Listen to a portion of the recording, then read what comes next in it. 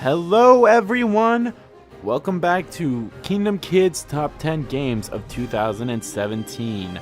I mentioned in the past that there was a lot of games that came out in 2017, and boy howdy were there. It was very hard to come up with this list of games because I played a lot of them, and then coming up with 10 and then finding places for all of them was very hard to come up with, but I found a way to do it in the way that it made me feel good about it. Now I want to emphasize that this video is no way influenced by any reviews or anything about that. It was basically my whole feelings about all these games that I've had. And I just want to remind everyone that in order to be a part of this list, it had to come out in the calendar year of 2017 in North America. And then it cannot be an HD remake or a remaster of a past game that came out in the past.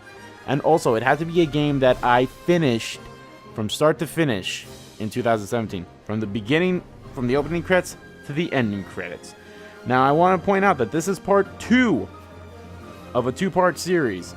If you missed part 1, you can check it out on my channel, or I'll leave a link for it in the description below. You can go ahead and watch that first. But without further ado, enjoy part 2 of Kingdom Kids Top 10 Games of 2017. Number 5, Super Mario Odyssey. Again, I have a strange feeling that a lot of people are going to be commenting and complaining about where I placed this game on my top 10 list. But let me explain. I love this game. This game is fantastic. I love the whole concept of the new cap and you toss it and get to possess people, and it's a fun game. This feels like an actual sequel to Super Mario 64.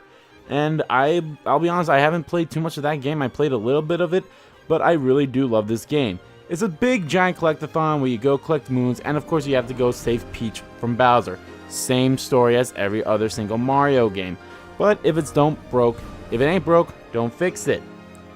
I do enjoy this. The story is probably the weakest of it, but like I said, that's probably because, like I said, it's a Mario game. Majority of the Mario games are rescue Princess Peach from the big bad Bowser or whatever evil is happening. Unless it's a if it's a Mario and Luigi game, those games are fantastic. But this game, I do say I love the whole concept of, tossing your cap and you possessing some things. It's an enjoyable game. I do like this game. There's nothing I might have a few gripes with this game, especially if you watched me do my let's play of it and I went through the darker side of the moon. Ooh boy, that was a challenge and a half. But I love that the whole concept of the kingdoms, talking to everyone, getting all those costume changes is a fantastic game. Even them bringing Pauline back, or Paulette, I can't remember her name, back from the old Jumpman game or the old Donkey Kong game, and there was a nice homage of Donkey Kong in here too. It's a fantastic game. This is a fun family game for the whole family, and of course this game has a lot of moons. They're not stars, well, unless you're in the Mushroom Kingdom world. Spoilers. But I will say that this game's fun. There's 999 stars, I think, or moons, whatever they're called, and it's a fantastic game. Like, it's a fun game, and I had fun with this game. I had a lot of laughs in this game. I do want to say that Bowser did go all out to try to marry Princess Peach, and like, seriously, if a guy is working that much to marry you, I mean, I do understand the whole she's not that into you, bro. Seriously, if a guy if you go that far out and the girl is still not impressed with you, I think it's time to move on, Bowser. But of course, he's never going to move on. We'll get a new Mario game with the same kind of story. But like I said, if it ain't broke, don't fix it. I enjoyed this game, but like I said, story's probably the weakest, but I did enjoy it, especially in the last bit of the game where you get to control somebody, or you get to control something, and that's probably a lot of people's favorite part of the game is that bit. But I enjoyed this game, and that's why it's at number 5 of my top 10 games of 2017. Number 4, Danganronpa V3 Killing Harmony. This game was off the charts in mindfucks and twists and turns, and I loved every single step of it. I adored this game. I loved all the characters. If you're unfamiliar with any of the Danganronpa games, it's basically a killing game where 16 students are pinned against each other in a you must kill scenario. It's basically a whole 16 students have to live together. And the only way for them to leave is if they can successfully kill someone and get away with it. But there's a twist. You can kill someone, but there will be a class trial to find out who the Blacken is. If they pick correctly, then the Blacken gets punishment. But if you pick wrongly, then everyone but the Blacken gets punished. And by punished, they mean executed. That's right, straight up dead. I love this game. This game was fantastic. It's definitely a big step up from the previous Danganronpa games in this kind of scenario. This from Danganronpa 1 and Danganronpa 2. I adored all the characters. I loved every single character in this game. Unlike with the previous Danganronpa games, there's always been at least one or two characters that I really found annoying or I just flat out hated. But this game, even the annoying characters, or the annoying character, depending on who you are, in this game, is fun and made me laugh and just all around good entertainment. It's such a good...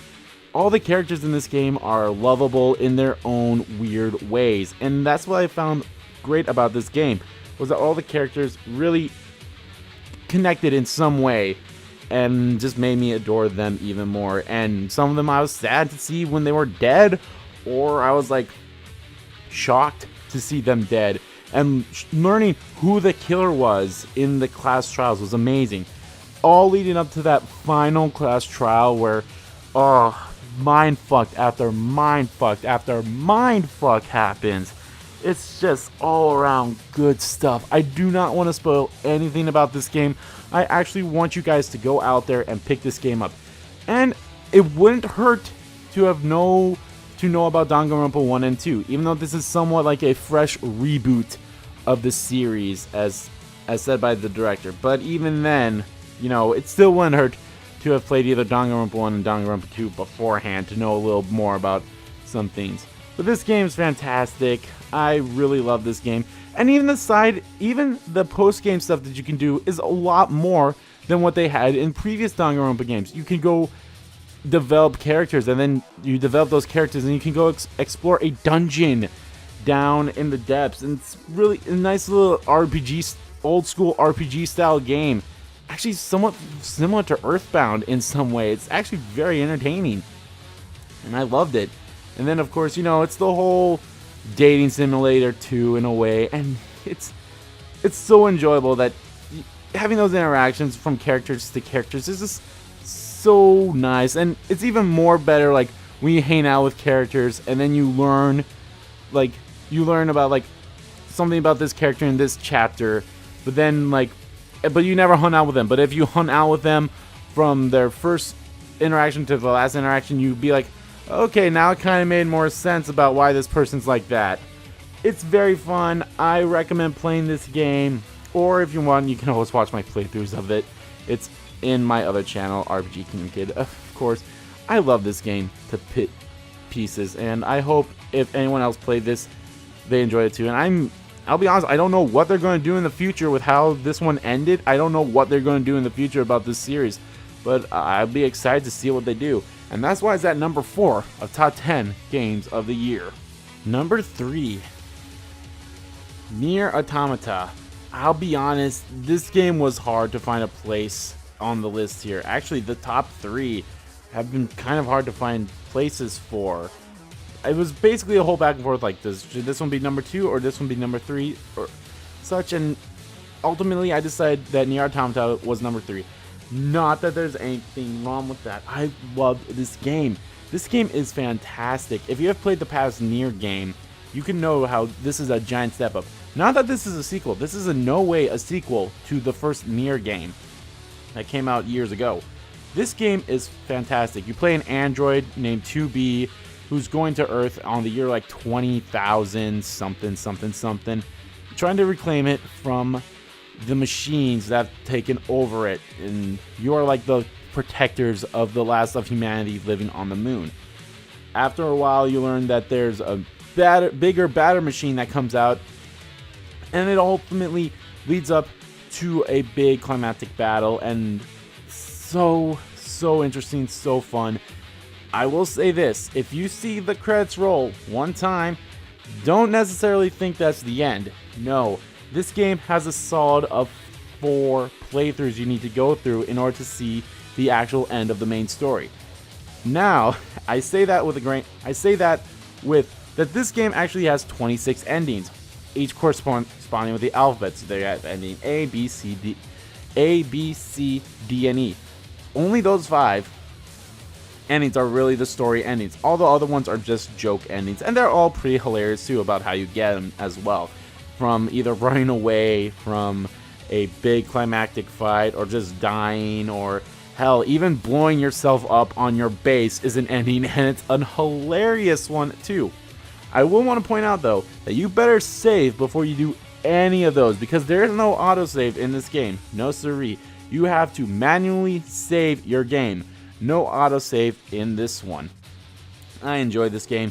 The characters are fantastic as well. The music in this game, oh, the music is just beautiful, especially with a desolated, very post-apocalyptic world. Like I said, it's the year of 20,000 BC, or not BC, AD. It's way into the future, and it's just phenomenal of how they got this all to work, and I enjoyed this game so much. Yoko Taro is a genius among men. He does not wear that silly head for any silly reasons. It's a fantastic game. I hope anyone that picked up this game loved it, and I hope they all played to get to the ending E, the big true ending of the game. It's fantastic. I had a blast with this game. The combat in it is very fluid, Platinum-like. Actually, this was made by Platinum, wasn't it? Yeah, it was made by Platinum, so it had fantastic combat, and I love the combat of this game. Very fluid. You had your whole hack and slash. Hell, you didn't even need to keep pressing the button. You could just hold it down and do an auto combo, and then you can shoot. You have a little pod that shoots a secondary weapon as well. It's just amazing. The combat of this game is just so fantastic. I love this game. It is a super game, and even the little side quests that you can do in these games are fun too. Especially with the secret boss one too. That secret boss is no joke. Let me tell you that for sure. But I enjoy this game. This game is fantastic. As a matter of fact, you actually have to beat the secret boss in order to get one of the endings of this game. Believe it or not. That is something to not shake your head about. But I enjoyed this game, and I hope anyone else that played this enjoyed it too. And that's why it's at number 3 of my top 10 games of 2017. Number 2, Yakuza 0. I loved this game. This game is fantastic. The story is beyond amazing. The side stories of this game are fun as hell. Even this little mini business that you can do on the side is fun as hell as well. That whole storyline is amazing, and the fact that there is a Yu-Gi-Oh! Abridged reference in here is fantastic. There's also a JoJo Bizarre's Adventure reference in here too. It's just too much. It's fantastic. This game is adorable. It has highs, it has lows in terms of story, of emotions. You could be laughing 1 minute and then the next you're crying because of an emotional, powerful scene that just happened, and it tears you apart on the inside when those things happen, because you're just I want all these people to be happy and I want to protect them all. At least the good guys anyway. The bad guys are piece of shits. No, but this story is fantastic. It talks about the Yakuza gang in the 80s in Japan, and it's so fantastic. The two characters that you play is Kazuma Kiryu and Goro Majima. They're just fantastic, and their characters are amazing. Now, this is actually a prequel to the whole Yakuza series as a whole. We've had Yakuzas 1 through 5 come out before this game came out, and with Yakuza 6 around the corner later this year, and possibly if Yakuza Kiwami 2, which is a remake of Yakuza 2, coming out possibly maybe sometime this year in North America. That may be a possibility. We also had Yakuza Kiwami come out this year as well, which is a remake of Yakuza 1. And I'll be honest, I really wish I got into this series a lot sooner. I only have 3 Yakuza games: Yakuza 0, Yakuza Kiwami, and Yakuza 5. My first game was Yakuza 5, and the only reason I got that game was because it was free for PlayStation Plus members, like I think in 2015 or 16. And I never finished any of those games, but I finished this one. I made my, not that it's a bad thing, but I was like dead focused on finishing this game just so I can make this list, because I'm like, okay, this game has to make this list. It's a fantastic game. The story is incredible. The characters are amazing. The music, when you hear that opening theme for the first time, you're just like, oh, it sounds so good. It's just such a good theme. And then this game really gets you hooked. And like I said, even the side stories are a big thing in this game too. Like, you just play the side stories and you learn so much about the characters. You learn about the main characters that you're playing, and even the characters that you're helping out. It's so amazing. And with this being the prequel to the Yakuza 1, and the past Yakuza games, you see little Easter eggs that you probably wouldn't notice if this was your first Yakuza game. I know some of those Easter eggs because of how far I've gotten in Yakuza Kiwami and how much I played in Yakuza 5. And of course I saw a YouTube channel play Yakuza 4 on their channel, and just learning about all of those Easter eggs and stuff that that you learn, because I know some characters that I met in Yakuza 0. I'm like, oh, I know who you're gonna be, or like, hey, I know about you. It's just fantastic. I really, really did enjoy this series, and this game is a fantastic game. And this is actually a good starting point for the series, especially with the Kiwami games now coming out. Hopefully they might make a Yakuza Kiwami 3 and 4 maybe. Who knows? I don't know. I mean, Yakuza Kiwami was a giant success that they made Yakuza Kiwami 2. And now hopefully that comes out this year. It might actually get pushed to next year. For some odd reasons, it's always like every 2 years that we get Yakuza games from Japan. Because yeah, this game actually came out in 2015 in Japan. And then I think Yakuza 6 came out in 2016. So then we finally got Yakuza 0 this year in 2017, and then we'll get Yakuza 6 later this year. I'm definitely looking forward to playing that, even though I haven't finished up Yakuza 5, but I'm still looking forward to playing that game. And I hope anyone that's picked up these games, or if you are at all curious about this game at all, pick it up. It's a fantastic game. You can get it for pretty cheap now too, like $20 or almost like 30 or 20 bucks. Depending on where you find it. It's a good game too. I put in over 130 hours of this game, just from walking around doing side quests, game money, doing basically all you can. There is a completion list as well in this game, and it might take you a while to fill that out, but it's just a fun game that gives you so much life values and life lessons. And I mean, if you can't laugh every time you play the karaoke scenes, or cry whenever the big emotional stuff happens, it's just like, that's what the Yakuza series is all about, and I really enjoyed this game, and that's why it was number 2 of my top 10 games of 2017. Number 1, Persona 5. Now be honest, how many of you are actually shocked about this? If you watch my Let's Play of this game and how much I've covered this game on this channel about like the voice acting, the whole reviews coming out, it being delayed, the possible spin-offs. Actually, they're not possible anymore. They are confirmed to be coming out later this year in Japan, spring of 2016, and the whole video controversy that this thing had. This game is phenomenal. I don't think we are ever going to get another game like this in a long, long time. Not to say that there's not going to be other great games. This game is fantastic. The way it made me feel, I have not felt from a game in so long.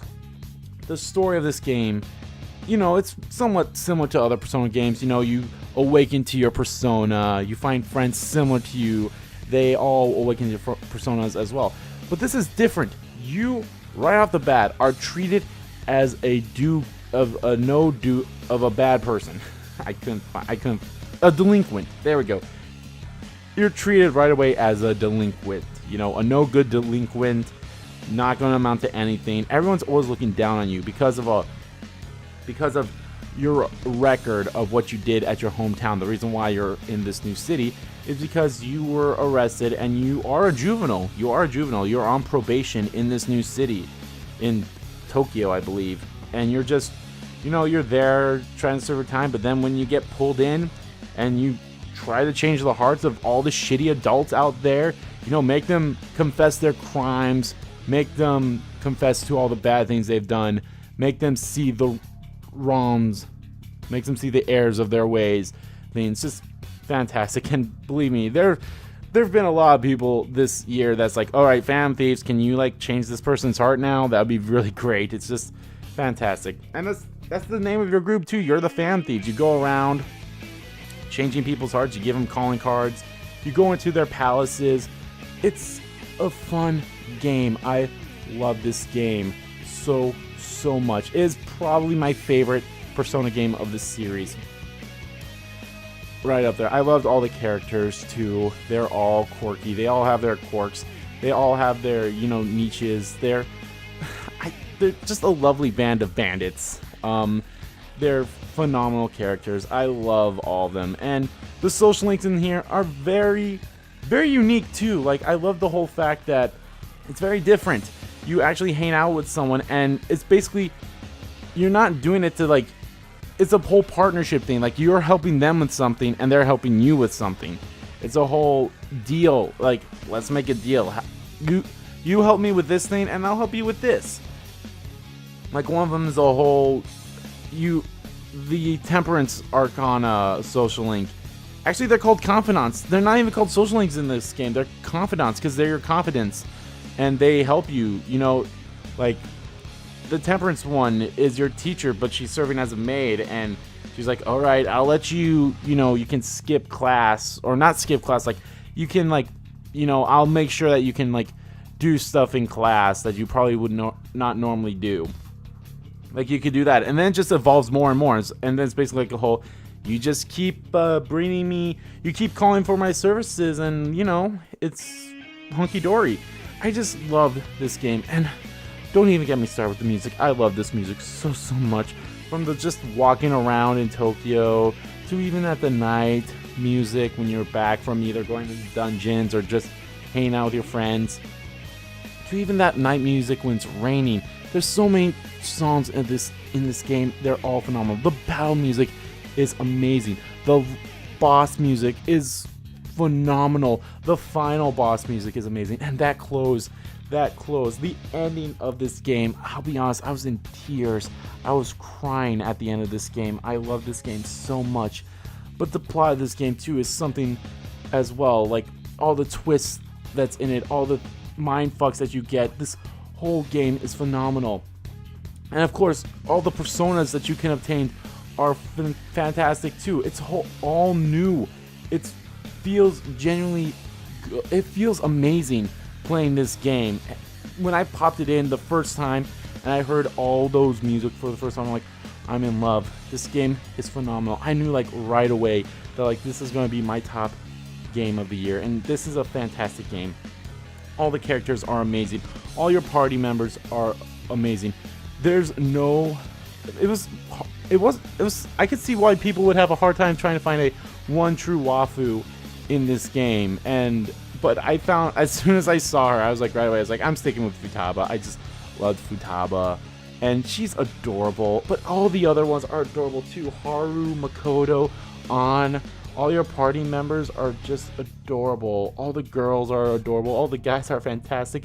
Yosuke is just hilarious. Ryuji is, he's the loudmouth, but he's fun. Morgana is just, all these characters. All the characters are fantastic, and I'm definitely love this game so much. The secret boss of this was fun. I can't say a bad thing about this game. The one bad thing I could probably say is that it's probably, I know it's not going to be for everybody. It has a somewhat long prologue or intro, if you want to say. Not as long as Persona 4's did. Oh, I guess it depends on where you think the intro ends and where the main game begins. I guess it'd be once you start being able to go around freely in the town, then that could be it. And that's probably is. So it's a pretty long intro to the game, but it's still fantastic. And I can see why people would be turned off with the whole confidant thing, you know, the whole quote-unquote love simulator, dating sim aspect of the games, but it's different compared to how it was in the past Persona games. Like, in those games, you're just doing it to be like, oh, I can get stronger, sweet. But this one, it's a reward system. Like, you advance in the confidant links, and you get better stuff. Like, the final ranking for one of them is, hey, you can fuse, doesn't matter what level you're at, you can get whatever persona you want. Go ahead. Oh, I mean, it costs money. It's like, oh, you're only at level 60, but you want this level 70 persona? Yeah, it'll cost you like 100,000 yen, but you can make it. All right, there you go. All right, you paid me the yen. There you go. There's the persona. Oh, it's just such an amazing game. I love this game to bits. The music is phenomenal. All the lyrical musics are great too. I love Lynn. Her voice is like butter. I was like, oh, it's just so sweet, and I love this game so much. If you want to rent this game just to test it out, if you want to like watch my playthrough of it to like know how it works and such, go ahead. Just get some exposure to this game. As a matter of fact, this game did a lot of exposure for the past games too. This was the first time that anyone's ever heard of Persona 5. I'm like, or the Persona series, because I don't think this game has had a big of an influence as the past games had. This game was for a game of the so many Game of the Year awards, and it's so great that it got that exposure, and I really love it. And this is why I think it's my number one game of 2017. Well, there you have it. That is my top 10 games of 2017. How you guys feel about it? Let me know. And if you're wondering if like, hey, where's this game or that game? Do not worry. I will be releasing a video tomorrow about games that either I didn't play that didn't make the list, or games that I did play and didn't make a list for another reasons. There's been a lot of games like that, but I really enjoyed every single game that I did play this year. Some of them more than others, and again, I'll explain that in the previous video, or in the next video, excuse me. But yeah, let me know how you guys feel about this top 10 of games, and let me know, where do these games in my top 5, where do they stack on your top 10 games of this year, or your top whatever, depending on how many games you played this year. Let me know. I'd be very interested to learn. And how do you guys feel about this list? Do you think I made a good list? Again, I just want to point out, it's my own personal top 10 list, and I enjoyed every single one of these games. I don't consider any of these games to be bad at all. Like, they're enjoyable and they're fun, and I loved every single one of them. And they all hold a special. They all made me feel something, some more than others, especially like these top 3 games. Actually, these top 4 games. The top 4 games really made me feel something special about gaming, and I'm so looking forward to all these other games that are going to be coming out in 2018. It's going to be a blast, let me tell you. We're already hitting off strong with some great big names coming out in January. I'm so looking forward to it. But anyway, guys, thank you all so much for watching my videos. If you liked any of the videos, please give a like button a click. And comment down below what you liked about the video and what you didn't like about the video. And again, let me know what your top 10 games are, or top 5, or top 3, or what's been your favorite game this whole year, and which one did you love, and where do you think these games that I said stack up to you. And of course, I did do some LPs on some of these games, and if you want to see any of those LPs or any of my future Let's Plays, there is a link to my Let's Play channel, RPG Kingdom Kid, in the link of the description of every single video that I upload on here. And of course, guys, if you want to know the latest things going on with me or the channels, you can follow me on Twitter. Both my main Twitter and the RPG Kingdom Kid Twitter are in the description as well. Alright, guys, that does it for my top 10 games of 2017. I'll see you guys tomorrow for my other videos, games of 2017. Thank you all so much for watching. See you all next time.